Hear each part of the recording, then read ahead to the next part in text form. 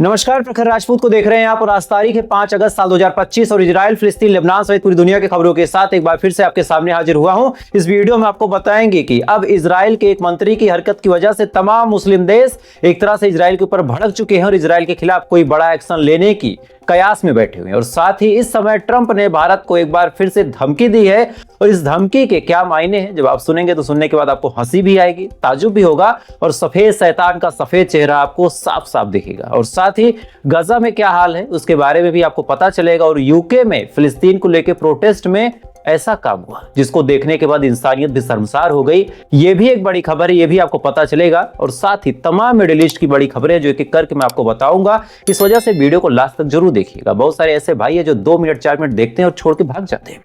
अगर आप पहली खबर से लेकर आखिरी खबर तक नहीं सुनेंगे तो आपसे बस यही कहूंगा कि भाई पहली दूसरी खबर भी ना सुने, क्योंकि तमाम खबरें एक दूसरे से इंटरलिंक होती हैं।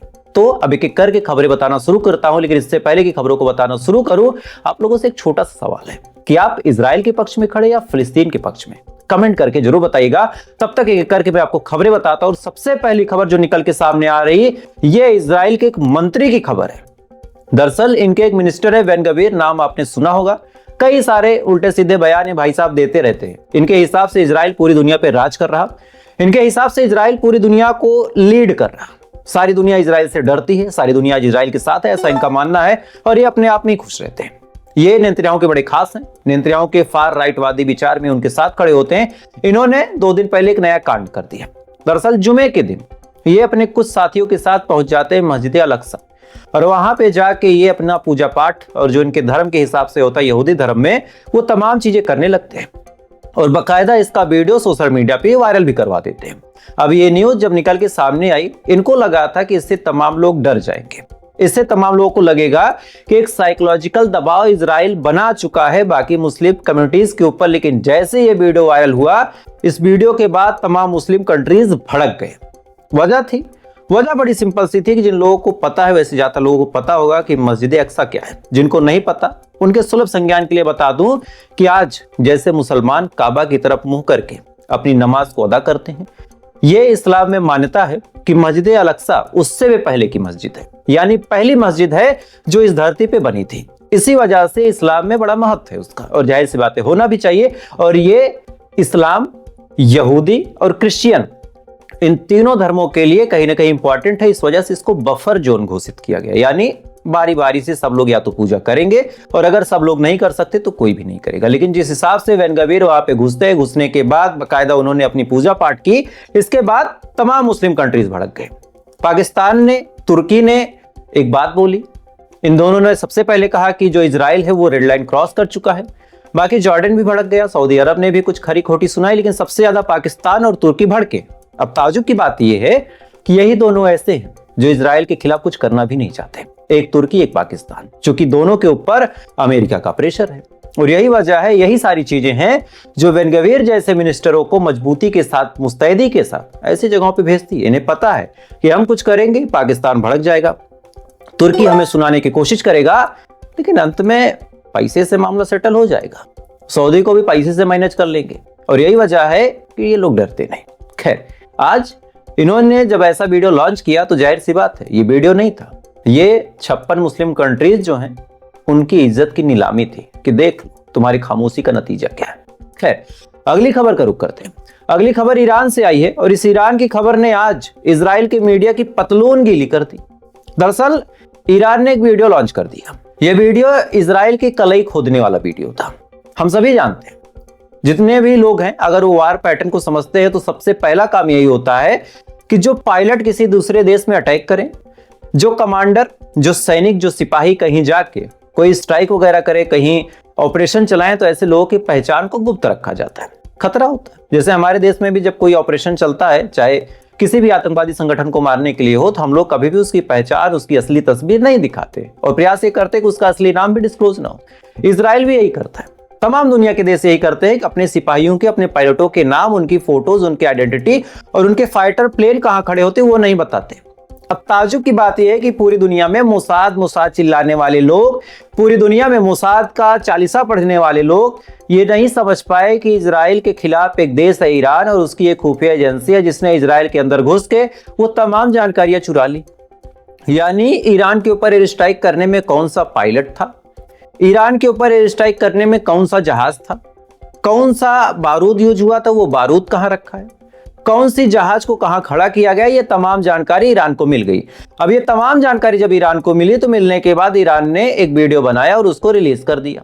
अब जैसे ये वीडियो रिलीज हुआ, इसके बारे में हो सकता है आपको पता हो, लेकिन अब आगे की अपडेट आप सुनिए। जैसे वीडियो रिलीज हुआ, इसी के बाद ईरान भाई साहब के ऊपर इजराइल भड़क गया कि आपने तो हमारे सिक्योरिटी में थ्रेट कर दिया। लेकिन बड़ी मिर्ची वाली बात है कि उसमें ये कुछ उखाड़ नहीं सकते। अब इनका ही एक अपना न्यूज एजेंसी है, एक अखबार है जिसका नाम है Hayom today. Hayom today Israel का एक रिपोर्टेड अखबार है। इसमें छपा है कि जिस हिसाब से ईरान ने जानकारियां निकाल ली, इससे पता चलता है कि इजराइल अंदर से कितना खोखला हो चुका है। ये इनका ही अखबार बोल रहा है कि इजराइल अंदर से खोखला हो चुका है। ईरान से 12 दिन की हमारी जंग चली, उसके बाद ईरान के एजेंट आते हैं और तमाम सेंसिटिव वीडियोस हमारे यहां से लेके चले गए, तमाम सेंसिटिव जानकारी लेके चले गए। अब ईरान को अटैक करना हो तो बस बटन दबा रहे हैं, लोकेशन तो उनको सब पता है। आज इजराइल के अखबार ही इजराइल के बारे में पूरी दुनिया को बता रहे, किसी और को बोलने की जरूरत नहीं है। खैर, अगली खबर का रुख करते हैं और अगली खबर एक गाजा की आपको अपडेट दे देता हूं। गाजा में सेटलर्स इस समय बड़े चैलेंज बने हुए हैं। जितना आइडिया आतंक मचा के रखी है, जितना आइडिया पुतापात मचा के रखी है, उससे ज्यादा सेटलर्स ने मचाया है। आज मदद की ट्रकें गाजा के अंदर जा रही थी, इसी दौरान ये सेटलर सड़कों पे खड़े हो गए और बाकायदा इन्होंने मदद को रोका, बाकायदा इन्होंने मदद को रोका। और साथ ही एक वीडियो आप स्क्रीन पे देख रहे होंगे कि जब खाने की ट्रक जैसे तैसे करके गाजा के अंदर पहुंचती है, उसी के बाद जब गाजा के लोग खाना लेने के लिए आते हैं तो इजराइल के जो सैनिक हैं, आइडिया, वो गीदड़ गोली चलवा देते। गोली का वीडियो आप देखिए कि कैसे भीड़ बेचारी एक जगह पे दुबक गई, ऑप्शन ही नहीं था, चारों तरफ गोली चलाई जा रही कि डर जाओ, भाग जाओ, मदद लेने मत आओ। ये इनका असली रवैया है। साथ ही आज यूके की आप एक तस्वीर समझिए।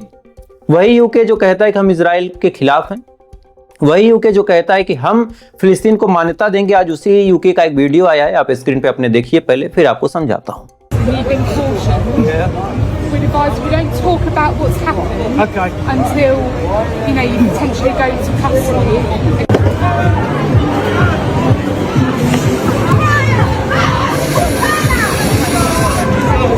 दरअसल इस वीडियो में एक 80 साल का बुजुर्ग इंसान है, 80 साल का। इस 80 साल के बुजुर्ग इंसान ने फिलिस्तीन के पक्ष में झंडा उठा लिया यूके के अंदर। जैसे झंडा उठाता है और एक तरफ कुछ लोग थे जो इजराइल का झंडा उठा के आते हैं। इजराइल के जो लोग झंडे उठा के आते हैं उनको तो यूके की पुलिस कुछ नहीं बोलती, कुछ भी नहीं बोलती।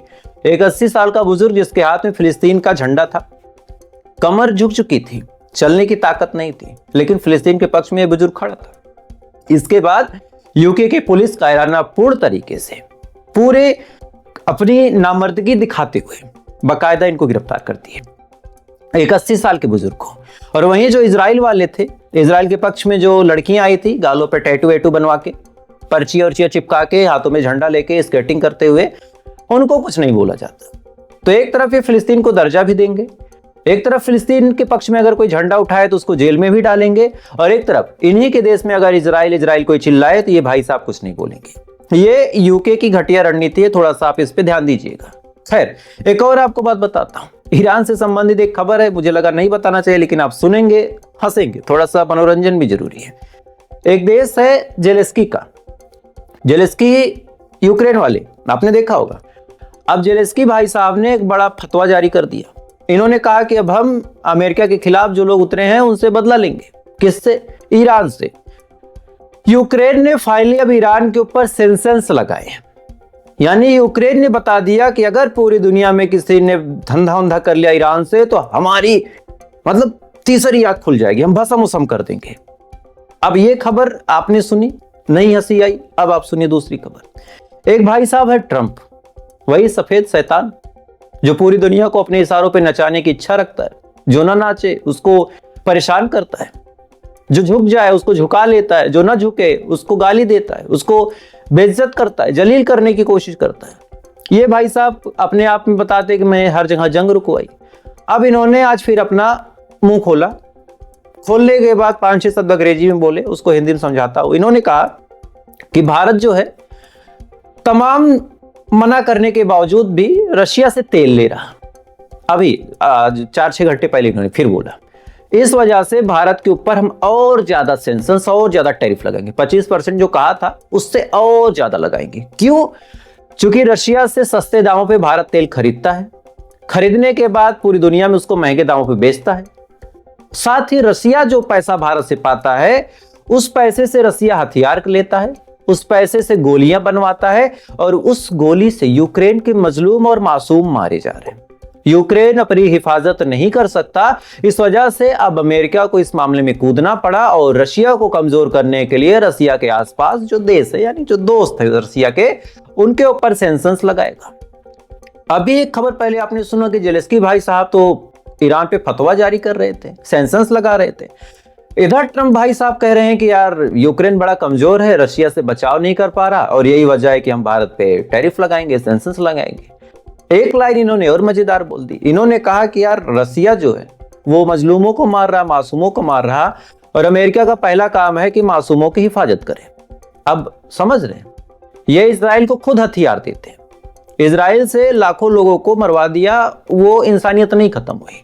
लेकिन जो यूक्रेन लगातार हमले करता है रशिया के ऊपर और बदले में रशिया पलटवार करता है, तब इनकी इंसानियत शर्मसार हो गई।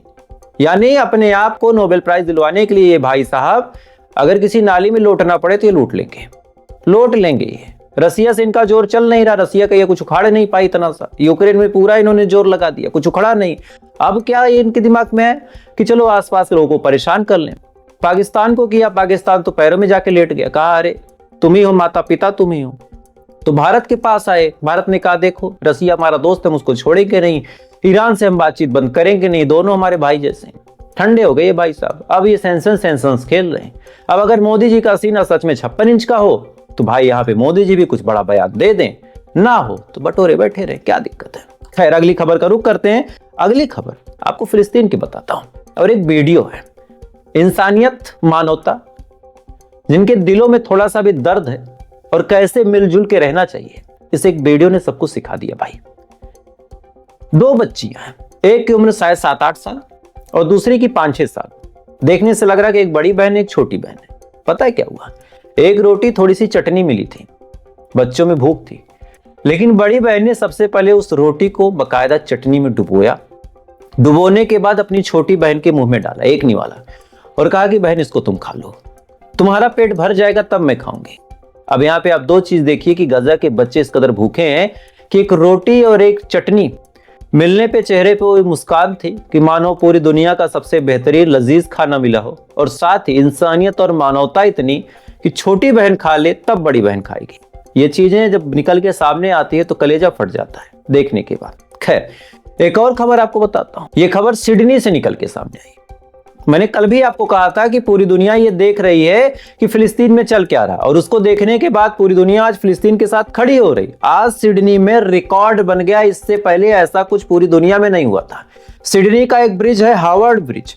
इस ब्रिज पे अब तक लाखों लोग खड़े हुए कल, और खड़े होने के बाद इन लाखों लोगों ने फिलिस्तीन के पक्ष में झंडा उठाया था, फिलिस्तीन के पक्ष में। और इसको देखने के बाद ऐसा लगा कि सिडनी ब्रिज शायद ढह जाएगा, चूंकि इतनी आवाम खड़ी थी कि सिडनी का ब्रिज ढह सकता था। ये चीज अपने आप में एक रिकॉर्ड है। भले ही आज फिलिस्तीन में मजलूम मारे जा रहे हैं, कितने लोग मारे जा रहे हैं इसके बारे में आपको बताऊंगा भी, लेकिन जो लोग मारे जा रहे हैं उनकी कुर्बानियां आज फिलिस्तीन को आजाद करवाएंगे, इस बात को आप लिख लीजिएगा। क्योंकि अब पूरी दुनिया की नजर फिलिस्तीन के पक्ष में है। तमाम दुनिया अब इजराइल के ऊपर भड़क चुकी है, और जो बची खुची कसर थी, जो बची खुची चीज थी, उसको पूरा करने का काम ट्रंप भाई साहब ने कर दिया। ये पूरी दुनिया पे सेंसस लगा लगा के, पूरी दुनिया को धमकी दे दे के रशिया और ईरान से ताल्लुकात और मजबूत करवा देंगे। आज एक उद्योगपति हैं कनाडा के, उन्होंने अपने बयान में कहा कि भारत पे सेंसस लगाना अमेरिका की सबसे बड़ी गलती है। इससे भारत का कुछ उखड़ेगा नहीं और अमेरिका का कुछ बचेगा नहीं। क्यों कहा? उसके पीछे भी कारण है। भारत एक ऐसा देश है जिसके पास सब कुछ है, पानी, अच्छी मिट्टी है, उपजाऊ है, मेहनती लोग हैं। 4 रोटी खाएंगे, 2 रोटी बेच लेंगे, फायदे में। हमें बहुत luxury, Louis Vuitton, Tommy Hilfiger की हमें आवश्यकता नहीं है। हम BMW पे नहीं चलेंगे, हमें कोई दिक्कत नहीं होगी, हम 2 रोटी खा के सुख से सो जाएंगे। खैर अब भारत की खबर चल ही रही है तो आपको अपने देश की एक खबर बता देता हूं, इसके बाद फिर आपको गजा की कुछ अपडेट दूंगा। छत्तीसगढ़ में एक स्कूल है, ध्यान दीजिएगा, छत्तीसगढ़ में एक स्कूल है। इस स्कूल में खाना बना, खाना बनने के बाद उस खाने को कुत्ता खा गया। जीभ लगा के। मिड डे मील वाली मैडम को लगा कि यार दोबारा बनवाएंगे, पैसा खर्च हो जाएगा, सरकारी पैसा खर्च होगा, जो उनकी जेब में आना था वो खर्च हो जाता। इन्होंने क्या किया, उस जूठे खाने को खिला दिया बच्चों को। जब बच्चों की तबीयत खराब होने लगी तब बच्चों को रेबीज का इंजेक्शन लगवा दिया। अब रेबीज का इंजेक्शन बाकायदा दर्द देता है। बच्चों ने अपने माँ बाप से शिकायत की तो माँ बाप ने पता किया तो ये पूरी कहानी पता चली। आप सोचिए, इस देश में टीचर्स का ये रवैया है। शासन प्रशासन इस कदर मिलीभगत कर चुका है इस देश में, कभी स्कूल बंद किए जा रहे हैं और जहां सरकारी स्कूलों में बच्चे पढ़ने जा रहे हैं वहां मिड डे मील में कुत्तों का खाना खिलाया जा रहा। तो क्या ही कहा जाए। खैर, खाने से आता है गजा की आप कुछ अपडेट ले लीजिए। गजा में लगातार इजराइल एक नया रिकॉर्ड बना रहा, रिकॉर्ड लोगों को भूखमरी से मारने का। अब हर दिन गजा के अंदर 8 से 10 ऐसे लोग हैं जो भूखमरी से मर रहे हैं। हमास ने इसी वजह से बड़ा दावा किया और हमास ने कहा कि हम अब नेगोशिएशन और बातचीत तभी करेंगे जब गजा के अंदर 250 ट्रक पर डे खाना आएगा। 250 ट्रक, और अगर 250 ट्रक से एक ट्रक कम भी खाना पहुंचता है तो हम बातचीत नहीं करेंगे। और आपको मैंने शुरू में बताया कि गजा के लोगों के लिए मुसीबत बन के सेटलर्स खुद बैठे हैं। गजा के लोगों के ट्रक रोकने का काम सेटलर्स खुद कर रहे हैं। तो क्या सच में अब हमास बातचीत करेगा भी, या फिर इजराइल अपने मंसूबे में कामयाब होगा, या फिर कोई बड़ा चमत्कार होगा? ये तमाम जानकारियां काफी सेंसिटिव हो सकती है, चूंकि इसके पीछे सबसे बड़ा कारण है कि ईरान के पास अब प्रॉपर डॉक्यूमेंट है। इधर पाकिस्तान ने भी कल कहा ही था कि ईरान के पास न्यूक्लियर पावर होना चाहिए। तो क्या पाकिस्तान कुछ पैसों में अपना न्यूक्लियर पावर बेचेगा ईरान को? ये हो सकता है, ईरान के साथ पाकिस्तान ऐसा कर सकता है। और साथ ही ईरान के खुफिया एजेंट ने जो कारनामा दिखाया, इसके बाद ये लाइन बड़ी साफ है कि कुछ तो बड़ा होने वाला है। खैर, जब जुल्म सितम सबसे टॉप पे हो तब आप मान के चलिए कि अब परिवर्तन होने वाला है। खैर, तो आज की ये बड़ी खबरें थी। इन खबरों के बारे में आपकी क्या राय है कमेंट कीजिएगा। वीडियो अच्छा लगा हो लाइक सब्सक्राइब करके अपना प्यार दे सकते हैं। बाकी थोड़ी देर बाद फिर मुलाकात होगी इजराइल, फिलिस्तीन, लेबनान सहित पूरी दुनिया की खबरों के साथ। और प्रयास करूंगा कि भारत की भी कुछ खबरें आपको दे दिया करूं, ताकि आप भी जाने तो कि अपने देश में क्या हो रहा। तब तक आप अच्छे रहे, खुश रहें, ऊपर वाला आपकी हिफाजत करे।